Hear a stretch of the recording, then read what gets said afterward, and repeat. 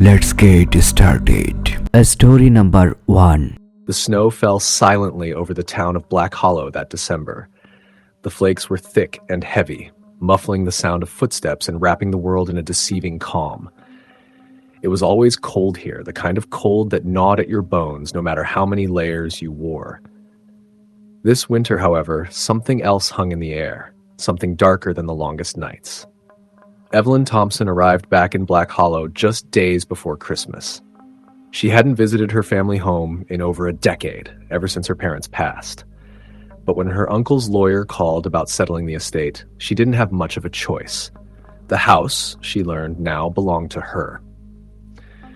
At first, she had plans to sell it off quickly and leave, but upon her arrival she felt an unexpected pull.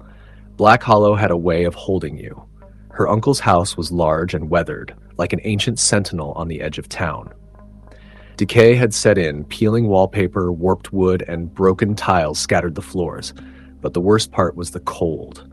It was colder inside than out, as though the walls were breathing it in. Every step Evelyn took on the warped floorboards echoed through the halls like whispers. Her second night there, she woke up shivering. She'd been sleeping in the upstairs bedroom, her old childhood room, but her dreams had been restless and strange. Shadows shifted across the ceiling, darker than any light source could explain. She swore she heard footsteps, faint but deliberate, pacing down the hallway. Her uncle's house was empty, she reminded herself. It had been empty for months. Evelyn sat up, wrapping a thick blanket around herself when the footsteps stopped. Silence crept in, heavy and unnerving. Then, the soft creak of her bedroom door slowly swinging open filled her ears. She froze. Her breath caught in her throat as her eyes darted to the door. No one was there. The hallway beyond her room stretched into darkness. Slowly, she stepped out of bed and moved to close the door. But as she reached for the knob, her hand stopped. She could hear something, just beyond the edge of sound, like murmuring, a voice speaking so softly it was impossible to understand. It came from the end of the hallway, where the attic stairs were hidden behind a door. She turned on every light in the house after that.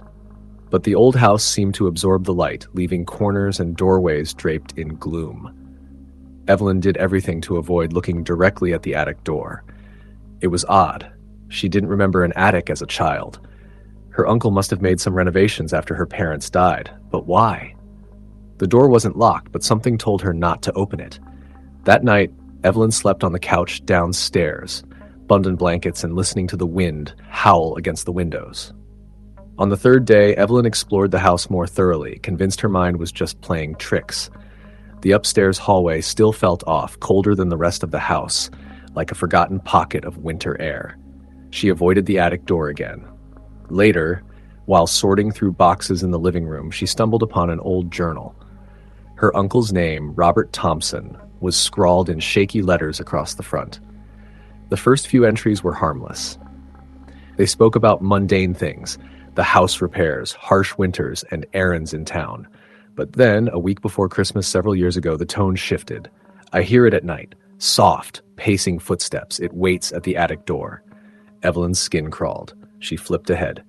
December 18th. The door opened on its own. I saw the figure tonight, tall and thin, with hollow eyes. It stands just beyond the light, watching. She snapped the book shut. Her heart pounded in her chest. She looked toward the stairs, half expecting to see something at the top, but it was empty. That night, the footsteps came again. Tap, tap, tap. Evelyn lay still, eyes open in the darkness. She had locked the bedroom door, but the steps stopped just outside. Then, 3 faint knocks. She didn't respond. She didn't move. Her breath fogged in the icy air. After a moment, something scratched against the wood, long and slow, as if fingernails were dragging across it. Her heart thudded painfully.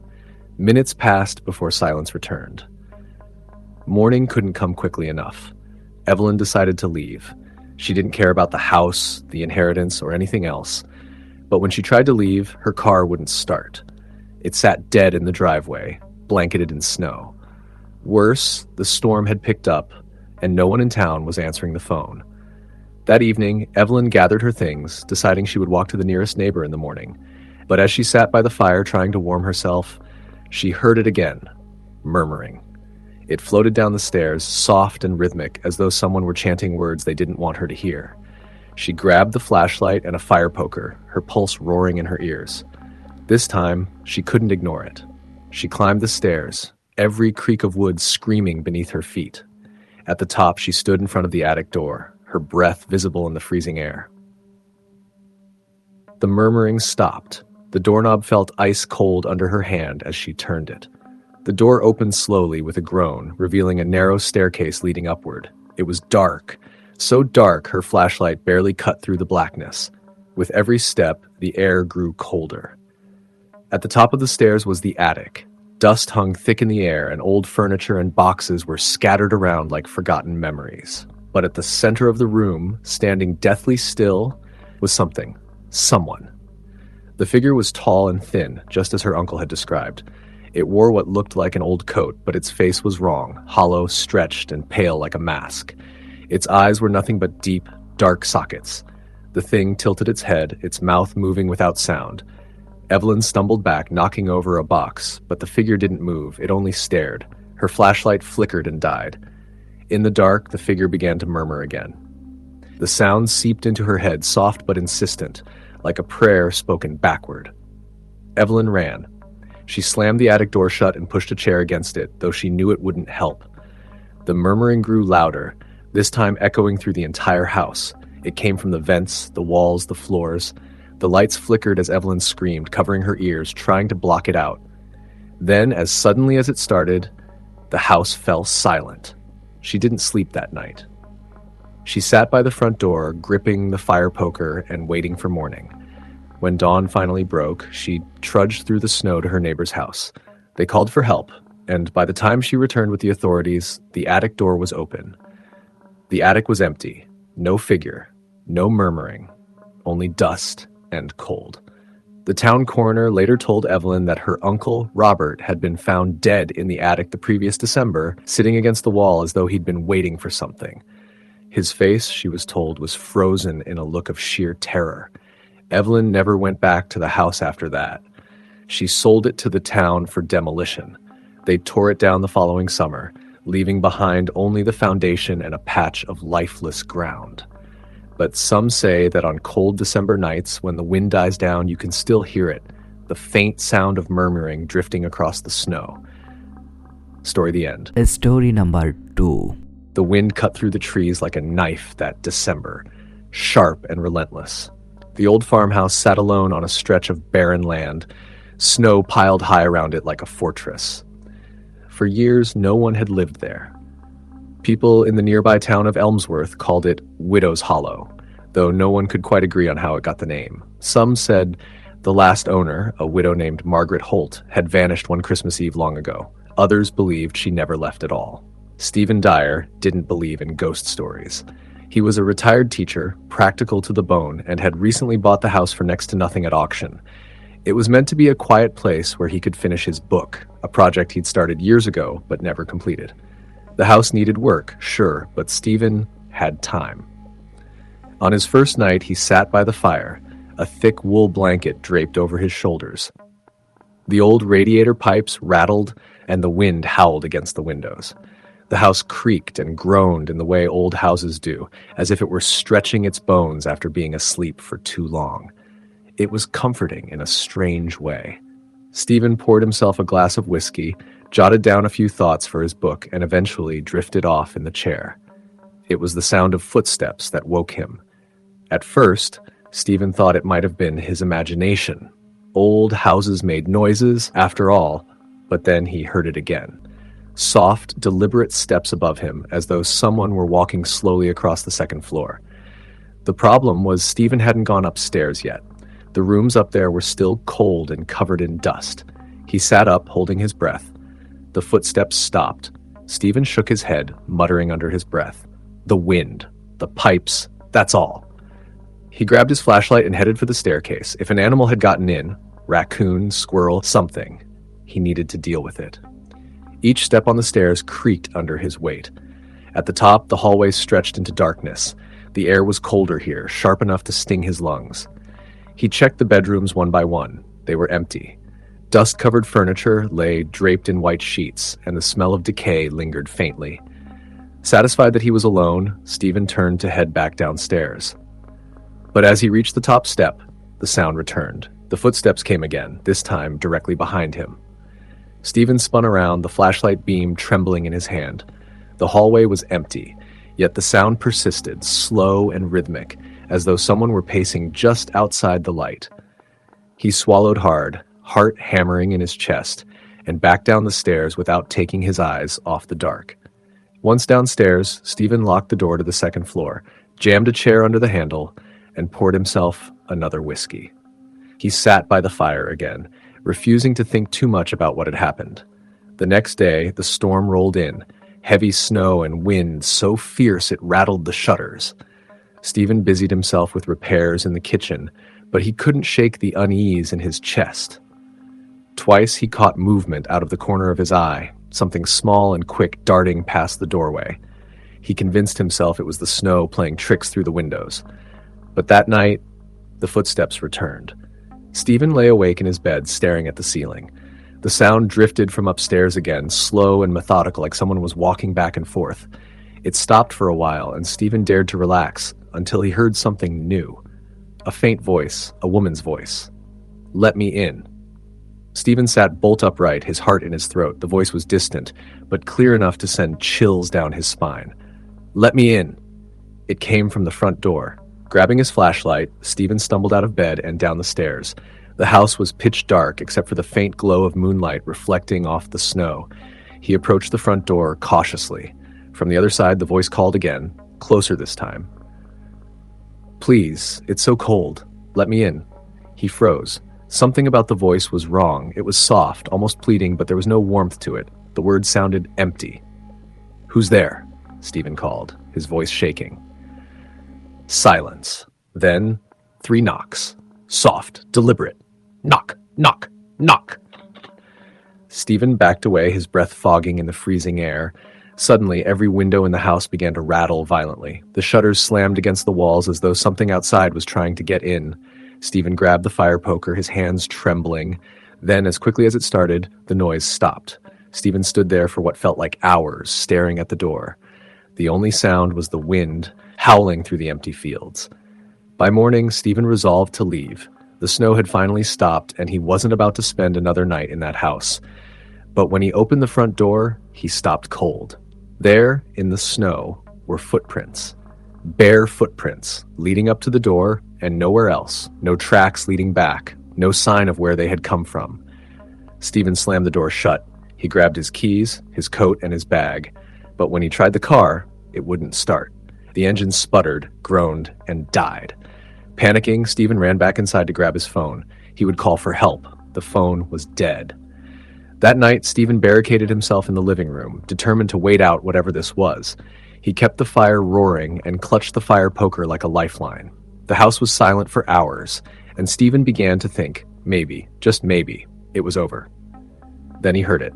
Footsteps. They started upstairs again, slow and deliberate, but this time they didn't stop. They moved down the hallway, down the stairs until they reached the door to the living room. Stephen's breath hitched.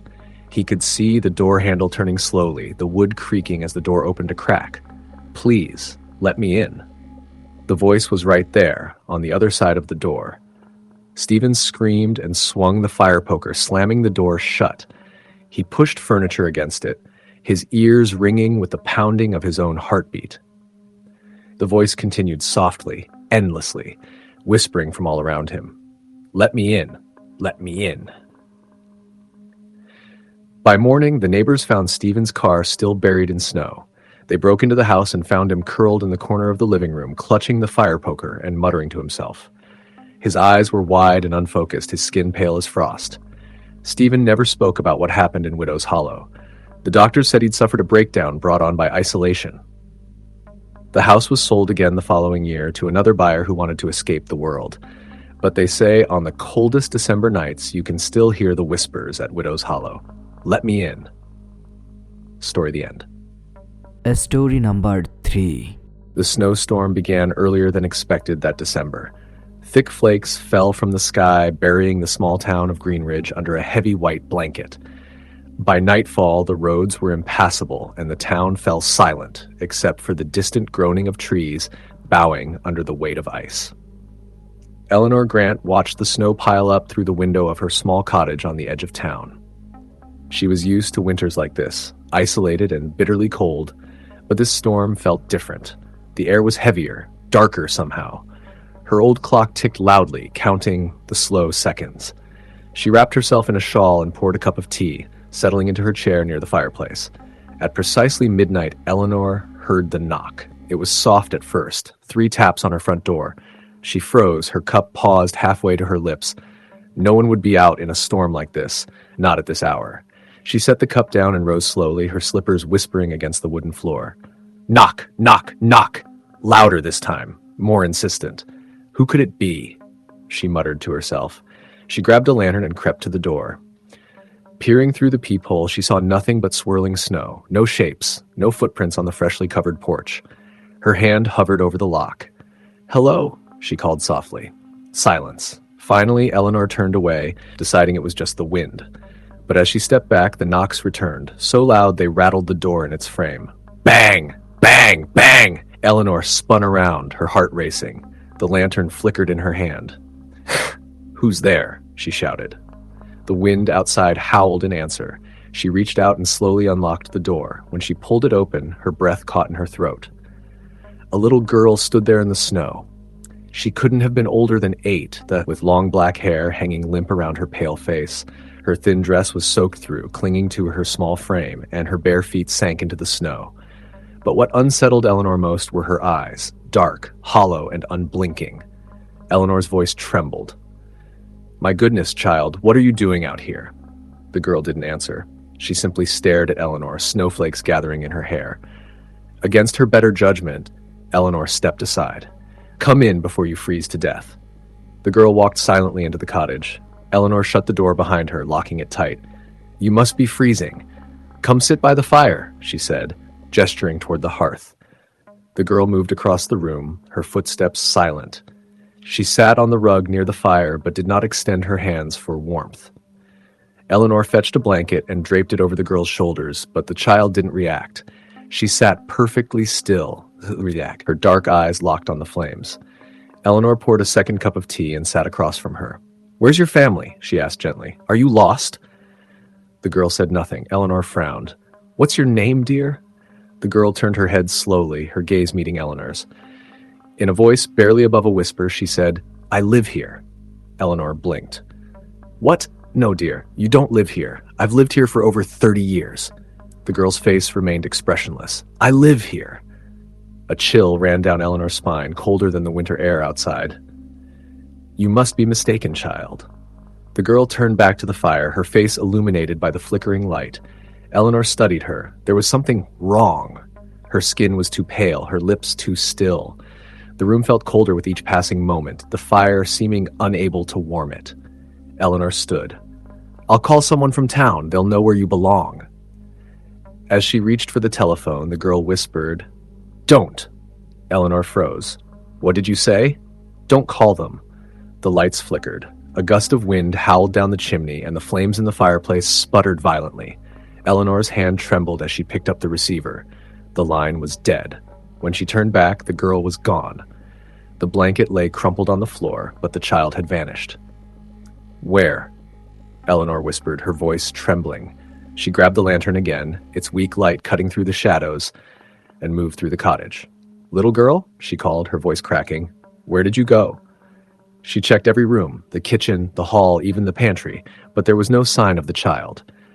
Yet the air remained icy, colder than she had ever felt indoors. As she approached the stairs leading to the second floor, she noticed something. Wet footprints. Small, bare footprints led up the steps, leaving a trail of melted snow. Eleanor hesitated. Is someone up there? Her voice echoed hollowly through the house. The silence answered. Gripping the lantern tightly, she climbed the stairs, following the prints. They led to the far end of the hallway, to the door of the spare bedroom. Eleanor swallowed hard. That room had been locked for years. She reached for the doorknob and turned it slowly. It creaked as it swung open. The room was empty. No furniture, No curtains, just a thick layer of frost covering the walls and floor.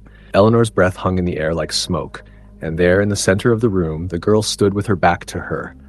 "Child?" Eleanor whispered. The girl turned her head slightly. "I told you, I live here." Eleanor took a step back, her chest tightening. You need to leave. You don't belong here." The girl turned fully now, her face twisted into something unnatural. Her eyes, dark and empty, stared through Eleanor. "You're the one who doesn't belong." The lantern flickered wildly, and the temperature plummeted. Eleanor stumbled backward as the girl began to walk toward her, her footsteps echoing like distant thunder. The shadows of the room twisted and stretched as though alive, crawling toward Eleanor like dark fingers. Screaming, Eleanor turned and fled. She bolted down the stairs, the sound of footsteps following close behind. The wind outside roared, rattling the house as if trying to tear it apart. She threw open the front door and stumbled into the snow, gasping for breath. The storm blinded her, but she didn't stop running. When the townspeople found Eleanor the next morning, she was wandering near the edge of the woods, barefoot and shivering. Her hair was matted with snow, and her eyes were wide with terror. They took her to the hospital, where she lay silent for days. Finally, a nurse asked her what had happened. Eleanor's voice was barely a whisper. "There's a girl in the house. She says she lives there." The doctor frowned. "Miss Grant, that house has been abandoned for over 100 years. No one lives there." Eleanor stared blankly ahead, her hands trembling. That night, a group of townspeople went to investigate the cottage. They found it cold and empty, with frost covering the walls. In the spare bedroom, they discovered something else, a small set of footprints, frozen into the wooden floorboards. No one ever went back to the house again. And on stormy December nights, some say you can still see a little girl standing in the snow, staring through the windows of the cottage, waiting for someone to let her in. Story. The end. Story number 4. The last week of December was always the coldest in Brindle Hollow. Snow blanketed the small mountain town, and the streets, quiet and slick with ice, glowed faintly under the pale streetlights. It was the kind of cold that made the world feel still, as though time itself had frozen. For Henry Hargrove, that stillness had become part of life. Since his wife Mary passed away 2 years ago, he'd grown used to the silence of his house. The old, two-story home creaked and groaned as any century-old building would, but for Henry, it was comforting, like the house was alive, keeping him company through the long winter nights. On December 28th, Henry was in the attic, digging through boxes. He'd decided to donate some of Mary's old things to the church, something she would have wanted. The attic was dark and musty, the single light bulb barely strong enough to push back the shadows that clung to the corners. Henry sneezed as dust tickled his nose, then froze. He heard it, a small sound, almost imperceptible, a giggle. It came from the far side of the attic. Henry's heart thudded in his chest as he turned slowly, his flashlight beam flickering across old trunks and boxes. "Hello?" he called, his voice hoarse. "Anyone there?" Silence. Shaking his head, Henry muttered, "Just the wind." He convinced himself it had been a trick of the house, its old bones shifting, the wind whistling through cracks in the roof. But as he turned back to the box, the giggle came again. Closer this time. Henry froze. It wasn't the wind. He shone the flashlight toward the far corner of the attic. A small wooden rocking chair sat there, draped in a tattered sheet. It had belonged to Mary's niece, Alice, who used to visit when she was a child. The chair had been untouched for years, but now Henry's breath caught in his throat. It was rocking. Slowly, back and forth, the chair moved. The creak of wood on wood filled the silent attic. Henry took a step back. "Who's there?" His voice trembled. The chair stilled. The flashlight flickered and went out. Henry cursed under his breath and smacked it a few times until the beam returned. When the light finally came on, the chair was empty, unmoving. The attic was silent again. Henry left the attic in a hurry, his heart pounding.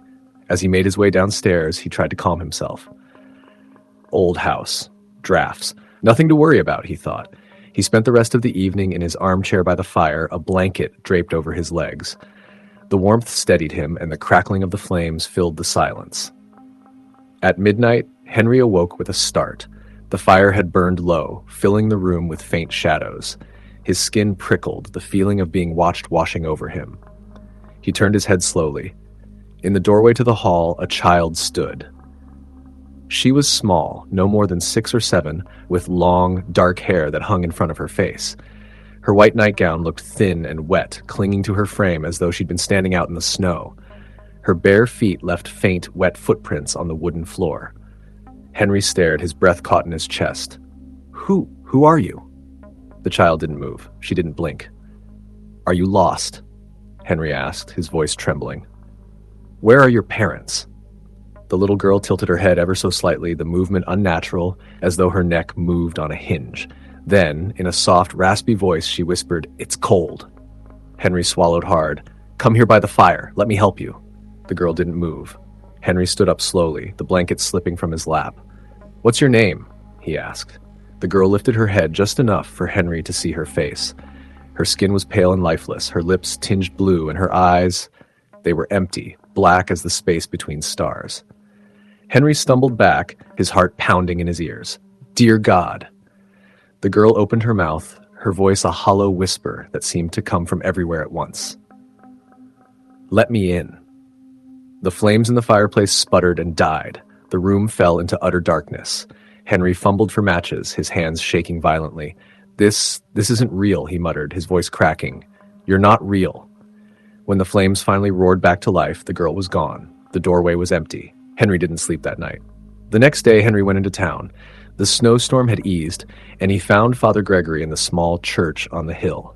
The priest was a stout, gray-haired man with kind eyes, though his brow furrowed deeply when Henry told him about the little girl. "Are you sure it wasn't a dream?" Father Gregory asked. "I know what I saw," Henry said firmly. "She was real, or something like it." The priest nodded slowly. "Sometimes spirits linger when they've suffered, a lost soul perhaps, trying to find peace." Henry shivered at the thought. "What should I do?" "Pray for her, and for yourself," Father Gregory said. "If she comes again, do not let her in, no matter what she says." That night, Henry sat in his armchair again, staring into the fire. He had locked every door and window in the house, though he doubted it would make a difference. The clock ticked loudly on the mantel, each second feeling heavier than the last. At midnight, it began. The footsteps. They were faint at first, coming from the hallway, soft, wet footsteps, like someone walking barefoot on the wooden floor. Henry gripped the arms of his chair, his knuckles white. The footsteps stopped at the doorway. Slowly, Henry turned his head. The girl stood there again, her dark hair hanging limp, her skin pale as frost. Her nightgown dripped with water, though there was no trail behind her this time. She stepped closer, into the light of the fire. "It's cold," she whispered, her voice like a knife dragged across glass. Henry's throat was dry. You can't be here." Her black eyes stared through him. "Let me in." He remembered Father Gregory's words. "No," he choked out. "You can't come in." The girl's face twisted into something terrible. Her mouth stretched into an unnatural grin, her teeth sharp and jagged. Her voice became a wail that shook the walls. "Let me in!" The fire roared, the flames turning blue, and the temperature in the room plummeted. Henry staggered to his feet, his breath visible in the freezing air. The girl's figure flickered like a candle, her edges blurring into shadow. "Why won't you let me in?" she shrieked. Henry stumbled back, his mind racing. He grabbed the Bible from the mantel and held it out in front of him. "You're not welcome here," he shouted, his voice trembling. "Leave this house!"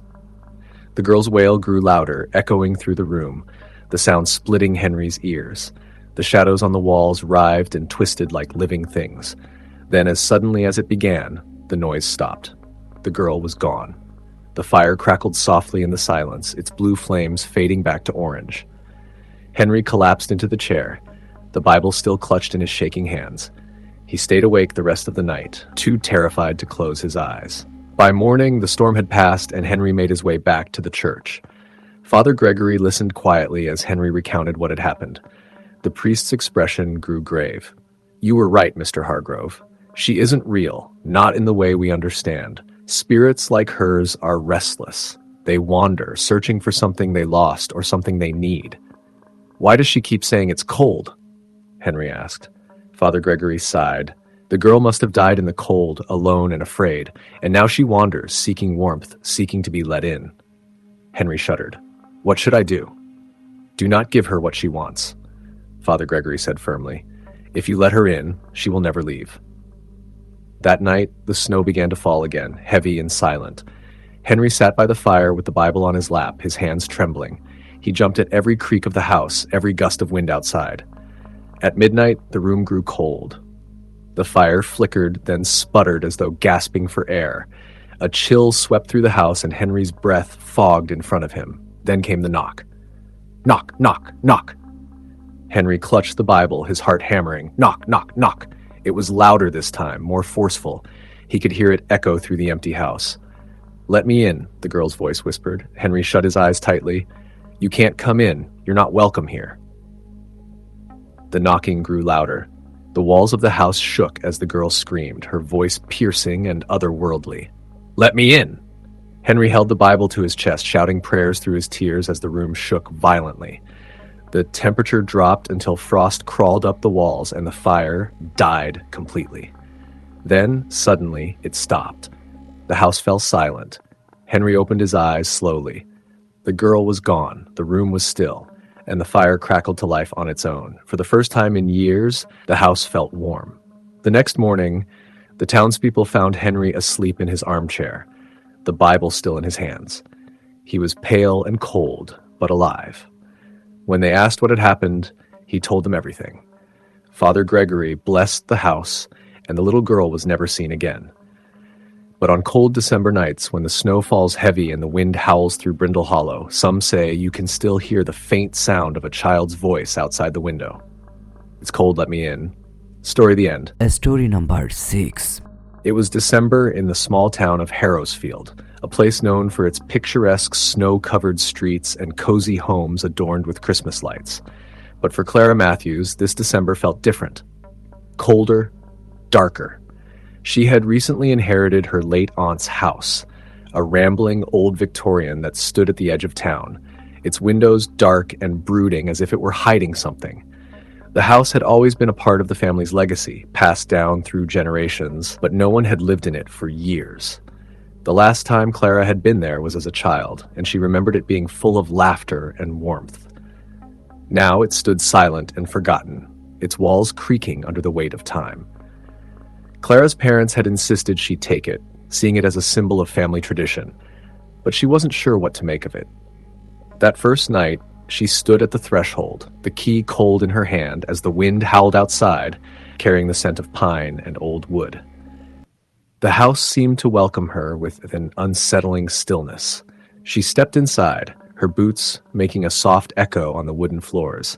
The air inside was thick, filled with the smell of dust and mothballs. It was as though the house had been waiting for her. As she wandered through the dimly lit halls, she found the old wooden staircase leading to the second floor where the bedrooms were. She hadn't been up here in years, and now the thought of entering the rooms made her stomach turn. Something didn't feel right.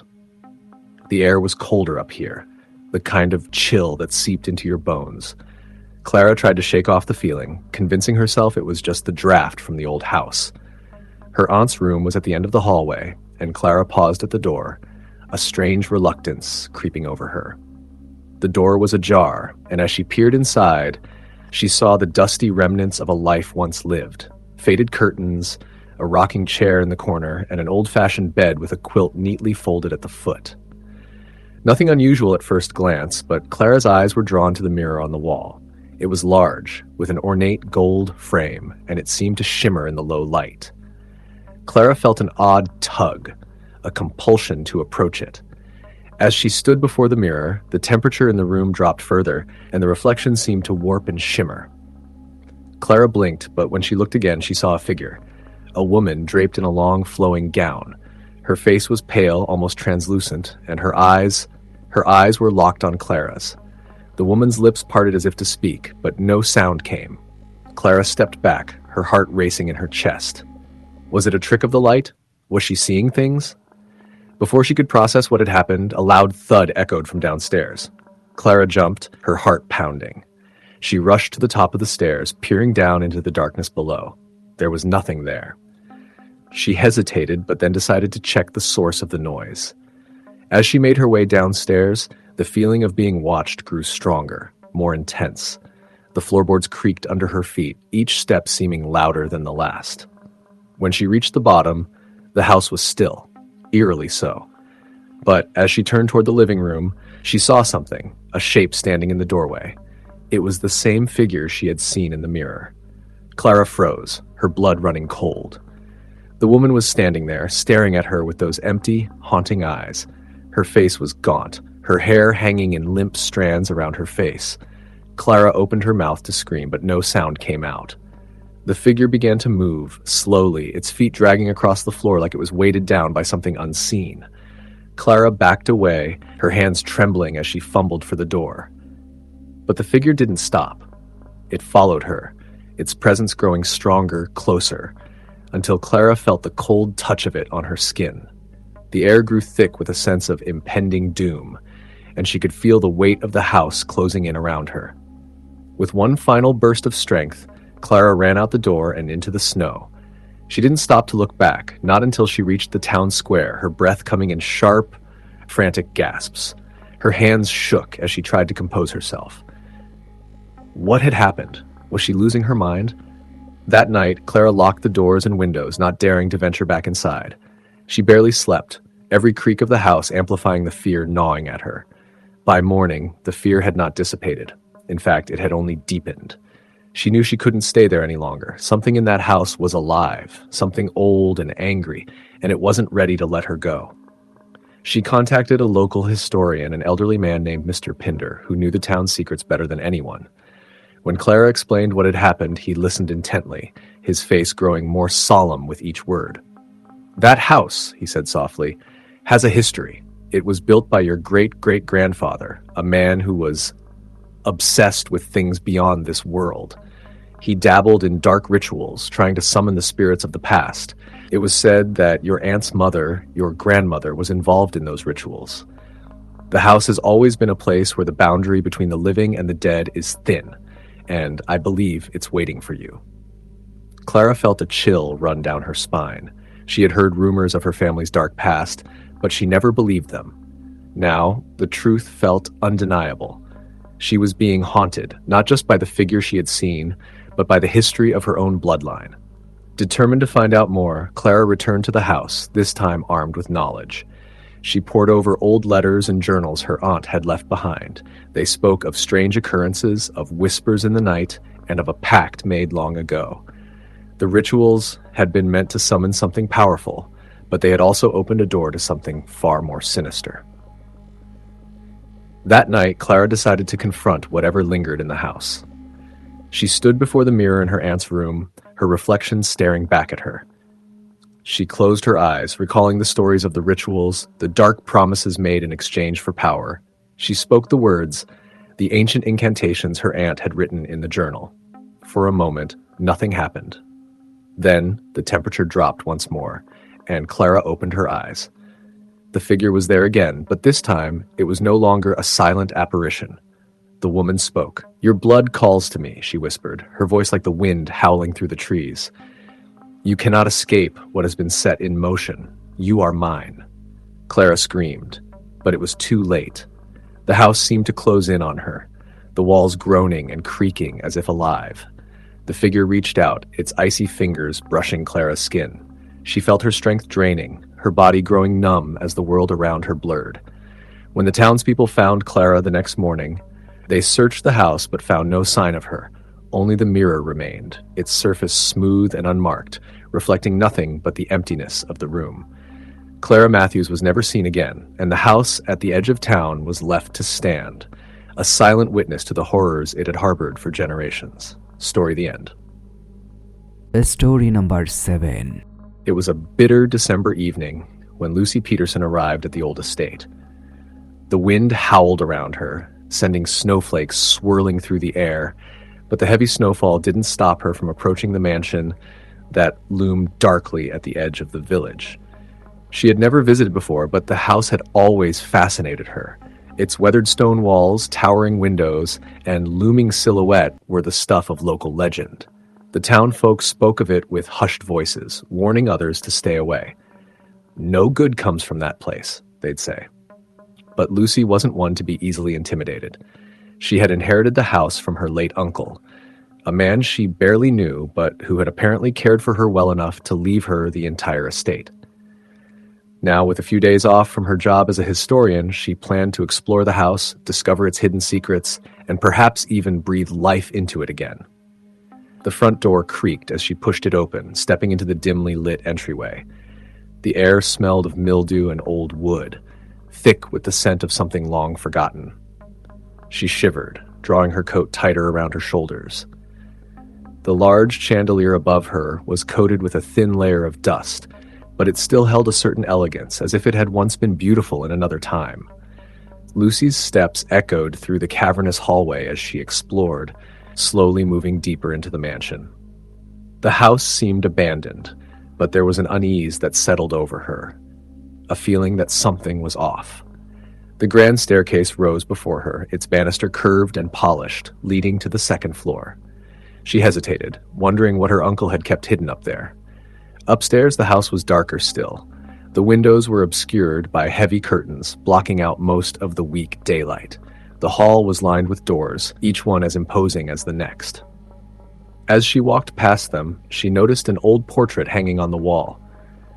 It depicted a family, her uncle's family, she assumed, but there was something unsettling about it. The eyes of the people in the painting seemed to follow her as she moved, their gazes cold and unblinking. The feeling of being watched crept up her spine, but she shook it off. It was just a painting, she told herself. Nothing more. She stopped in front of one of the bedrooms, the door slightly ajar. It was as if the room had been left in a hurry, with a cold, eerie air hanging about it. The furniture was covered with white sheets, and the curtains were drawn tight, not allowing any light to escape. Lucy pushed the door open, stepping inside. The room was almost too still, too quiet. But then she saw it, a large, ornate mirror hanging on the far wall. The glass was cracked in places, and the frame was chipped and weathered. But it was the reflection in the mirror that caught her attention.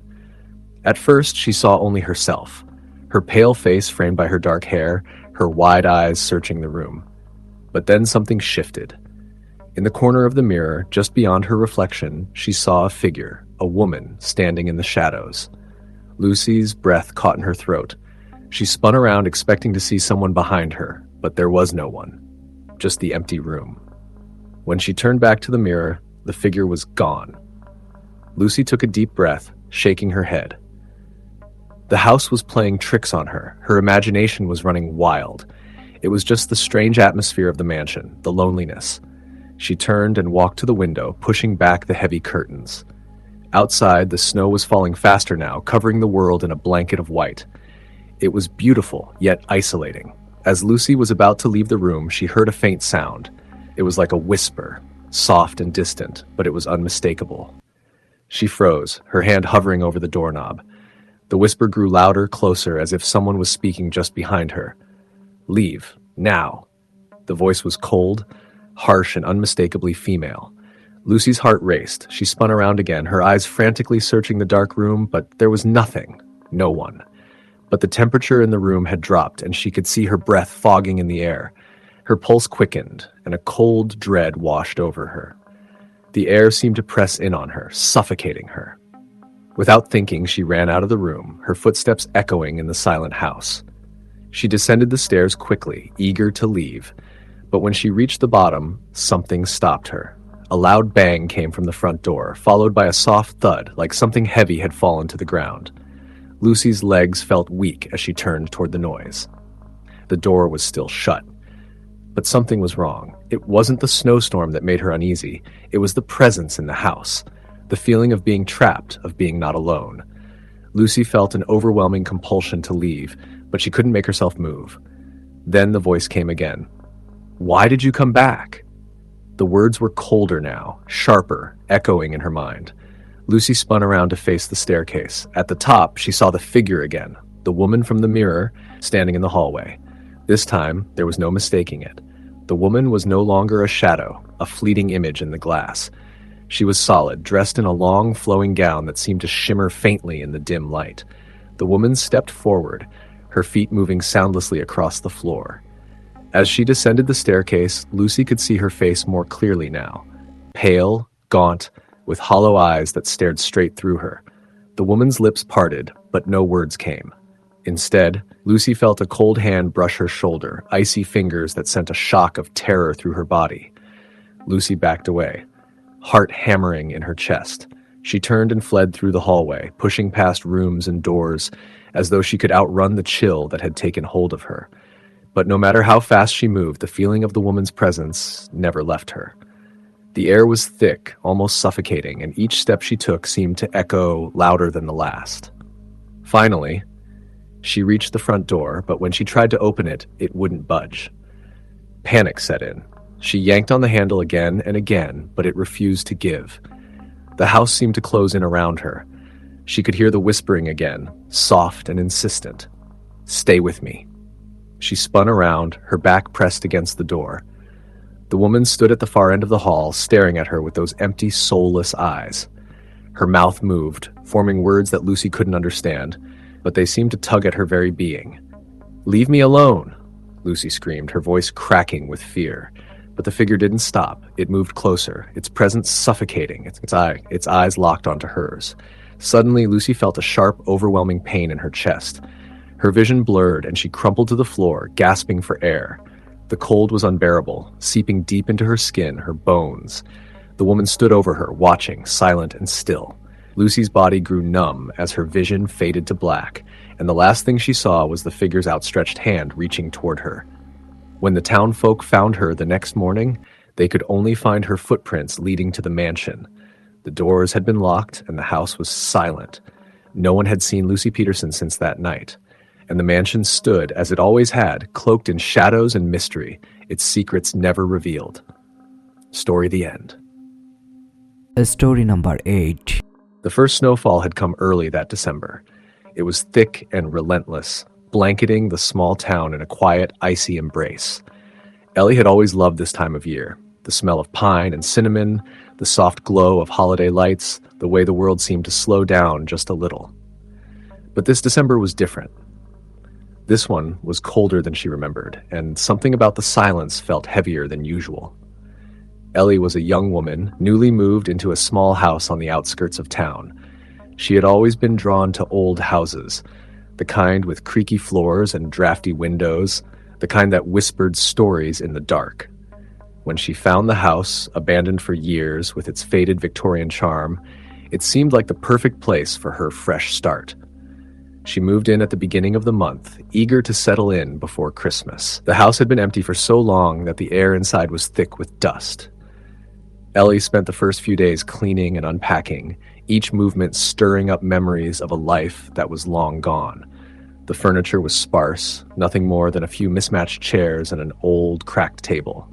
There were no signs of recent human presence, no mail stacked by the door, no discarded clothes, no signs of life at all. As the days passed, Ellie grew accustomed to the house's quirks.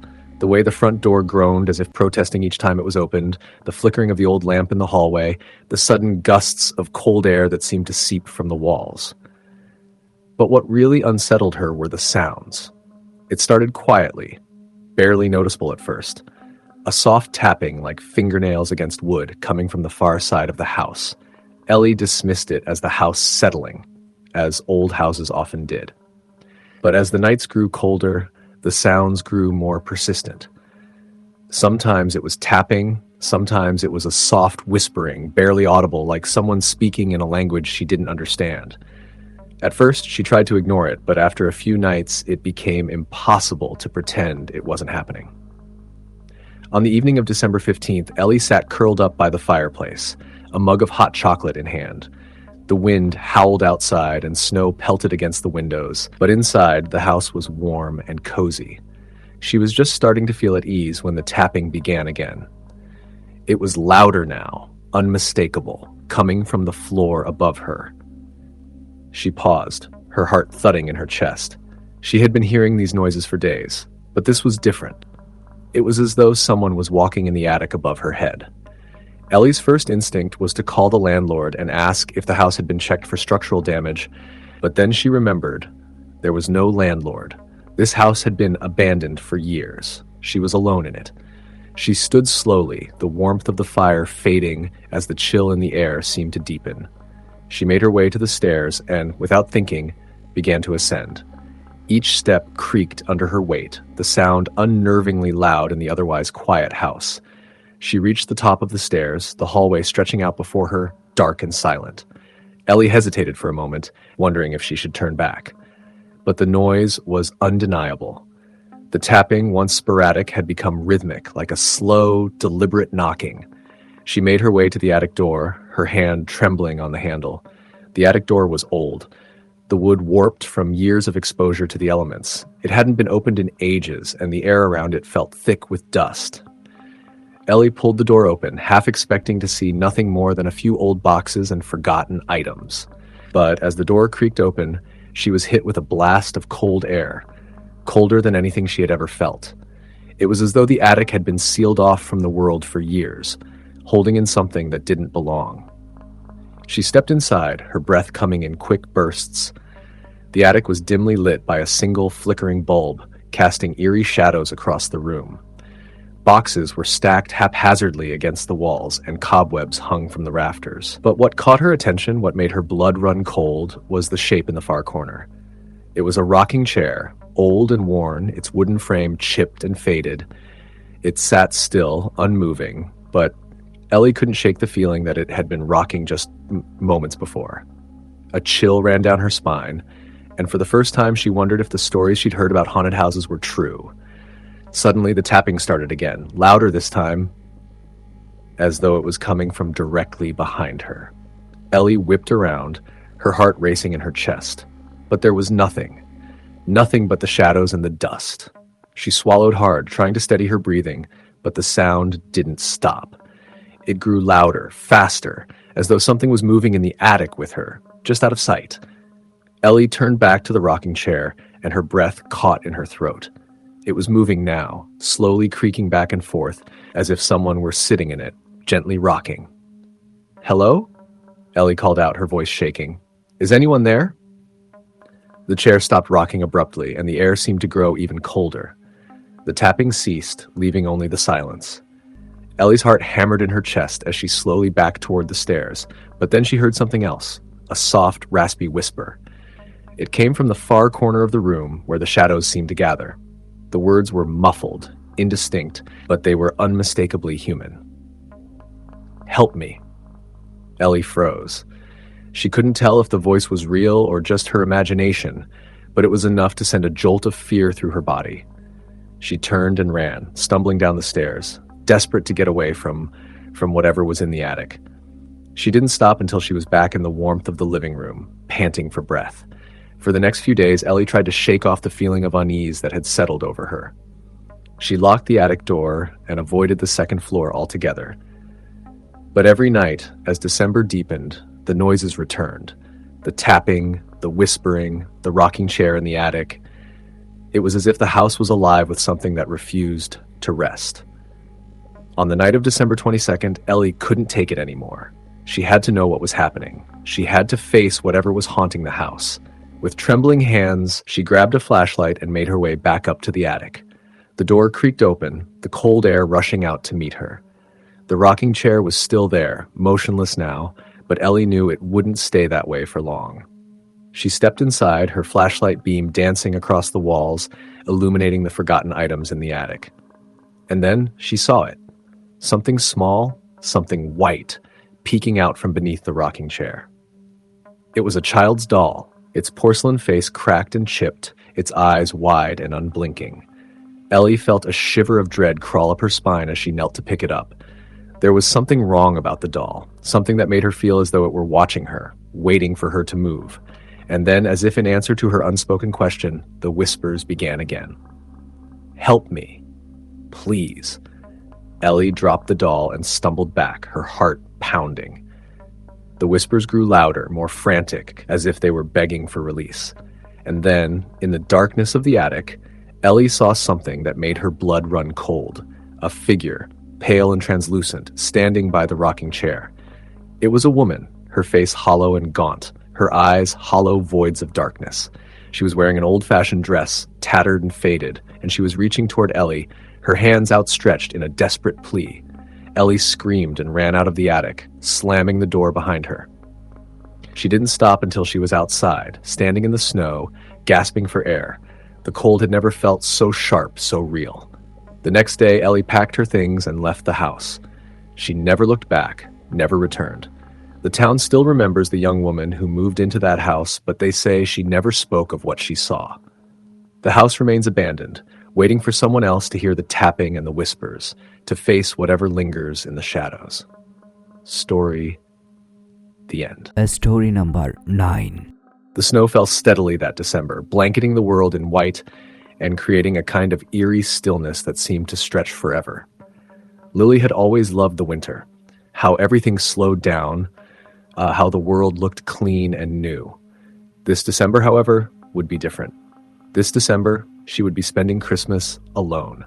After her parents had passed away the previous year, Lily hadn't been able to bear the thought of spending the holiday in the house they had all shared. So she rented a small cabin in the woods, far away from the familiar streets of her hometown. It was supposed to be a quiet getaway, a way to find solace and hopefully some peace of mind. What she hadn't expected was the chill that settled over the cabin, even when the fire burned brightly. The cabin was charming in an old-fashioned way, tucked in a secluded part of the woods.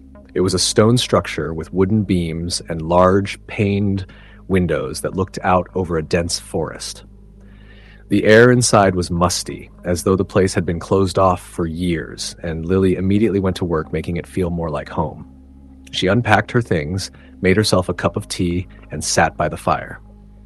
The storm outside raged on, and the wind howled through the trees, but inside the cabin it was warm. On the first night, the silence of the place felt oppressive. Lily tried to shake the feeling, telling herself it was just the isolation, the distance from everything she knew. But the longer she stayed, the more uncomfortable she became. The air always seemed just a little too cold, and there was a strange, almost unnoticeable shift in the atmosphere, as though the cabin was holding its breath, waiting for something. Around midnight, when the snow was falling heavily outside, she heard the first sound, a soft, almost imperceptible thud from upstairs.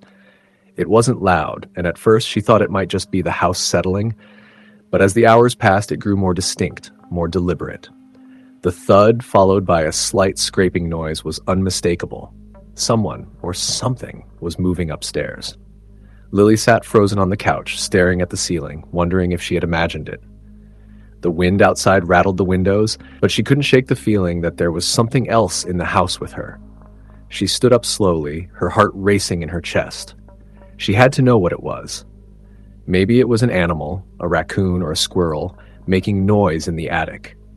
She grabbed a flashlight and crept up the stairs, each step creaking under her weight. The hallway was dark, the flashlight beam wavering as she moved down it. She reached the door to the attic and hesitated. The air around her grew colder. Goosebumps rose on her skin as she turned the handle. The attic door opened with a groan, revealing a small, dimly lit space, filled with old furniture covered in sheets, boxes of forgotten belongings, and dusty crates. But something else caught Lily's eye. In the corner of the room there was a rocking chair. Its wooden frame was worn, the seat fabric torn and frayed, and it sat motionless, as if waiting for someone to sit in it. Lily's breath caught in her throat. She had checked the attic earlier that day, and there hadn't been a rocking chair there. Her eyes darted around the room, the flashlight trembling in her hand. She was certain the chair hadn't been there before. A cold gust of wind swept through the attic, and the door slammed shut behind her with a loud bang. She spun around, her heart hammering in her chest. The rocking chair creaked. Lily's blood ran cold. Slowly, almost against her will, she turned to look. The chair was moving, gently rocking back and forth as though someone invisible was sitting in it. Lily stumbled backward, her mind reeling. The room felt colder now, and the shadows seemed to grow deeper. She had to get out of there. But before she could move, a voice, low and soft, drifted through the room. It was barely audible, but it was unmistakable. "Help me." Lily froze. The voice had sounded so close, so real. It was a woman's voice, hoarse, as though it had been unused for years. The chair rocked harder now, the sound growing louder, faster, as though someone was becoming agitated. The whispering came again, this time clearer. "Please, help me." The words were strained, desperate. Lily didn't know why, But something in her knew this wasn't just a haunting, it was a cry for help. Her fear gave way to an odd sense of pity. Someone was trapped here, someone who had been waiting for years, unable to move on. Suddenly, the attic light flickered, casting strange shadows across the room. Lily looked toward the far corner and saw for a brief moment a figure. A woman, pale and gaunt, standing just out of the reach of the light. Her face was obscured, but Lily could see the outline of her body thin and ghostly, as if she was fading in and out of existence. "Please, help me." The voice came again, now accompanied by a soft sob. Lily felt a chill in her bones, but this time she stepped forward. "What happened to you?" she whispered, the words slipping out before she could stop them. The figure didn't move, but the air around Lily seemed to grow heavier, colder, and she felt a pressure in her chest as though something was pulling her toward the woman. Slowly, she took a step closer. "I died here," the voice whispered. "I was left alone." Lily's heart pounded. She could feel the sadness in the air and the weight of loneliness and despair that had soaked into the walls of the cabin. The woman hadn't been able to leave, hadn't found peace. The rocking chair, the cold, the whispers, it was all tied to this tragedy. The figure stepped closer, its face still hidden. Lily could see her more clearly now, thin, tattered clothes, hair matted and dirty, as though she had been trapped in this place for far too long. The woman extended her hand, her fingers trembling. "Please, set me free." Lily didn't hesitate. She stepped forward, her hand shaking as she reached out. She didn't know how, but she knew that somehow this woman needed her help. She took a deep breath and spoke softly, "I'll help you." The moment she touched the woman's cold hand, the room seemed to explode with an unnatural cold. The walls trembled, and the lights flickered violently. The wind outside howled like a storm had suddenly begun to rage, and Lily felt as though she was being pulled into the darkness. But then, as suddenly as it had started, it stopped. The room was silent again, the wind outside still and the temperature normal once more. The woman was gone. Lily stood in the attic, trembling, but the weight in the air had lifted. The rocking chair had stopped moving, and the whispers had ceased. The house was quiet, and for the first time since she had arrived, it felt peaceful. She didn't know how, but she knew she had done what the woman needed. She had helped her find peace, helped her leave the cabin behind. Lily walked down the stairs, the silence now comforting instead of unsettling. That night, the storm outside finally ceased, and the next morning, Lily packed her things and left the cabin. The journey back to her hometown felt different, lighter, as though a burden had been lifted. And though she never spoke of what happened in that cabin, she would always remember the woman, the one who had been waiting, trapped by sorrow, for someone to set her free. Story the end.